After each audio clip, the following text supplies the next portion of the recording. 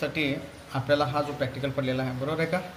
तर फुल wave रेक्टिफायरसाठी 2 diode लागतात आपल्याला. हे डायग्राम बघा इथं आहे का डायग्राम. हा जो ट्रान्सफॉर्मर जोडलेला आहे 0909चा काय आहे ट्रान्सफॉर्मर आहे बरोबर आहे का. स्टेप डाऊन ट्रान्सफॉर्मर वापरलेला आहे आणि आपण फुल वेव्ह रेक्टिफायर तयार केलेला आहे. ओके.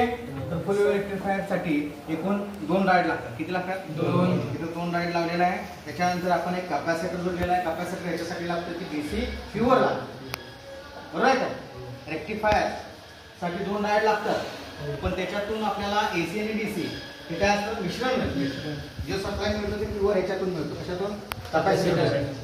कॅपॅसिटरमुळे इथं सप्लाय मिळालेला आहे. याचा प्रूफ आहे की हे एलईडी लागलेला आहे. ओके लक्षात आलं. हाफ वेव्हला किती लागतो 1 डायोड लागतो. फुल वेव्हला 2 आणि ब्रिज वेव्हला 4 बरोबर आहे. एकूण डायोडचा नंबर काय 4007. कॅपॅसिटर कितीचा आहे 25 व्होल्टचा आहे 1000 मायक्रोफॅरेडचा आहे. एलईडी किती आहे 7 व्होल्टचा आहे बरोबर का. लक्षात आलं. इनपुट किती आहे 230 व्होल्ट आहे आणि आउटपुट किती आहे 9 व्होल्ट आहे 909. लक्षात आलं ठीक.